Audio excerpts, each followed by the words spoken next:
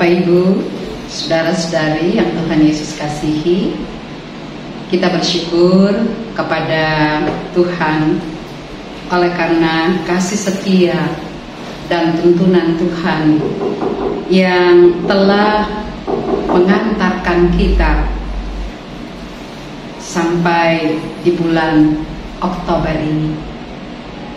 Di minggu pertama 7 Oktober 2024, dan firman Tuhan yang menjadi materi renungan kita di saat ini terambil dari Ibrani pasal 13 ayat 8 hingga ayatnya yang ke-16. Sebelum kita membaca, mari kita berdoa. Ya Tuhan, firman yang hidup, kami datang padamu di hari baru pemberian Tuhan ini, mendasari seluruh aktivitas kami di satu minggu ini. Kami rindu mendengarkan kebenaran firman-Mu, yang kami percaya firman-Mu menjadikan kami untuk berjalan menurut kehendak firman-Mu.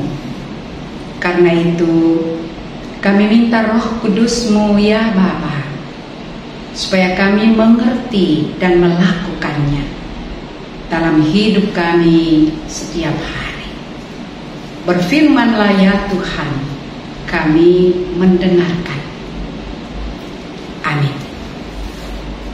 Firman Tuhan kepada kita terambil dari Ibrani pasal 13 ayat 8 hingga ayatnya yang ke-16.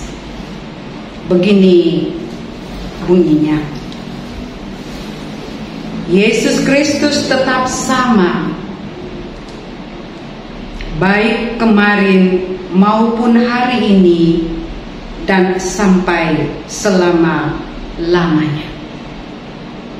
Janganlah kamu disesatkan oleh berbagai-bagai ajaran asing. Sebab yang baik ialah bahwa hati kamu diperkuat dengan kasih karunia dan bukan dengan pelbagai makanan yang tidak memberi faedah kepada mereka yang menuruti aturan-aturan makanan macam itu. Kita mempunyai suatu mezbah, dan orang-orang yang melayani kemah tidak boleh makan dari apa yang di dalamnya, karena tubuh binatang-binatang yang darahnya dibawa masuk ke tempat kudus oleh imam besar sebagai korban penghapusan dosa, dibakar di luar perkemahan. Itu jugalah sebabnya Yesus telah menderita di luar pintu gerbang untuk menguduskan umatnya dengan darahnya sendiri. Karena itu, marilah kita pergi kepadanya di luar perkemahan dan menanggung kehinaannya. Sebab di sini kita tidak mempunyai tempat tinggal yang tetap. Kita mencari kota yang akan datang.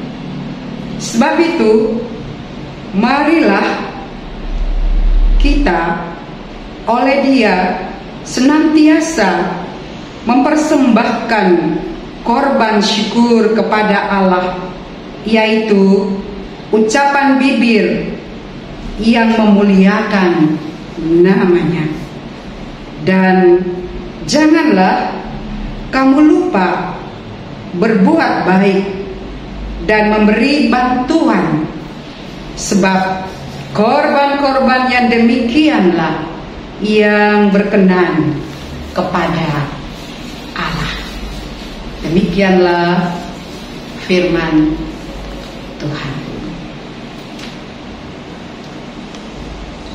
Bapak Ibu Saudara semua yang Tuhan Yesus kasihi,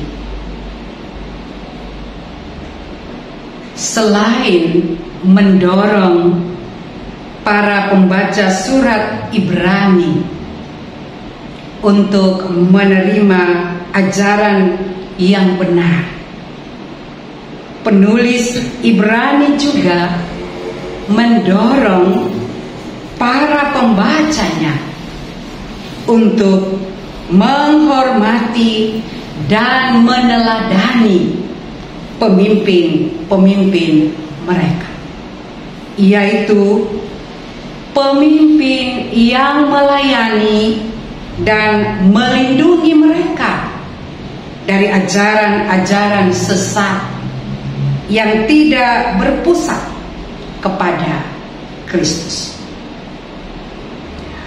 Penulis Ibrani mengingatkan para pembacanya bahwa Kristus adalah persembahan korban kepada Allah. Kita baca di ayat 10 bacaan kita, yang meniadakan semua mezbah buatan manusia. Jadi manusia seharusnya tidak lagi terjebak kepada ritus perjanjian lama, karena semuanya sudah digenapi oleh Kristus melalui pengorbanannya di kayu salib. Kita bisa baca di ayat 12 bacaan kita. Oleh karena itu, setiap anak Tuhan harus setia mengiringi Tuhan, walaupun harus menanggung resiko menderita. Ayat 13 bacaan kita.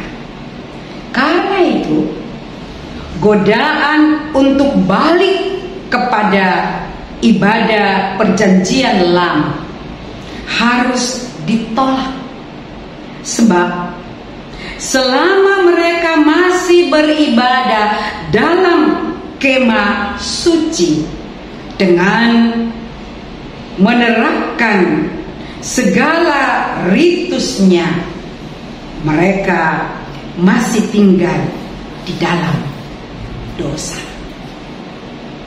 Sebaliknya, orang Kristen menantikan kerajaan Allah yang akan datang dengan menganggap hidup saat ini hanya sementara. Ayat 14 bacaan kita. Bapak Ibu Saudara-saudari yang Tuhan Yesus kasihi, oleh karena tempat ibadah dan bentuk ibadah yang lama sudah tidak dipraktekkan lagi, maka sebagai gantinya umat Kristen dipanggil untuk mempersembahkan korban syukur berupa puji-pujian dan sikap hidup yang baik kepada sesama. Kesaksian yang baik dan hidup adalah kesaksian melalui penyembahan kepada Allah yang benar. Penyembahan yang benar itu melalui dua hal. Pertama,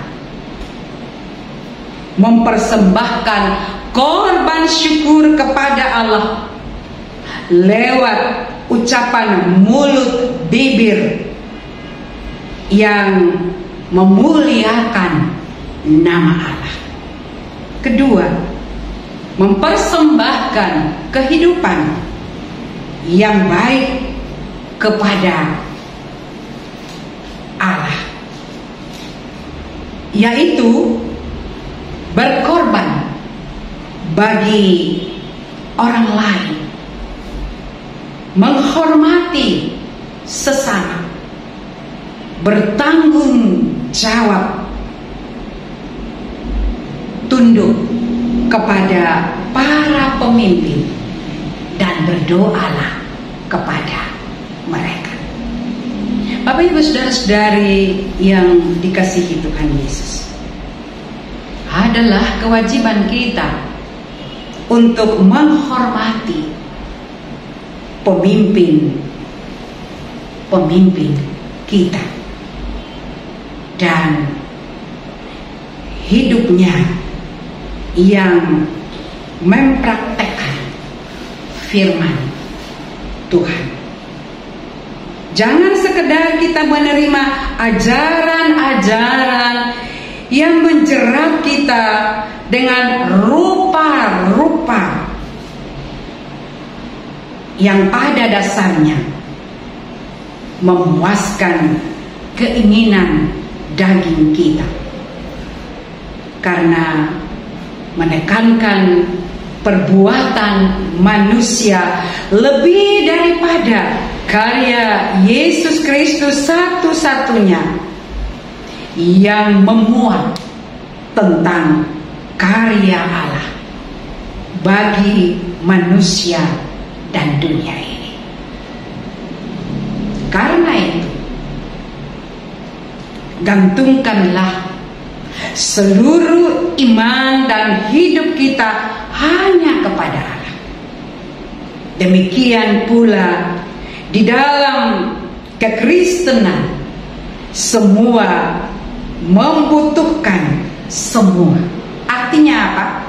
Artinya jemaat membutuhkan pemimpin sebagai teladan, pemimpin sebagai pembimbing, dan pemimpin sebagai penuntun.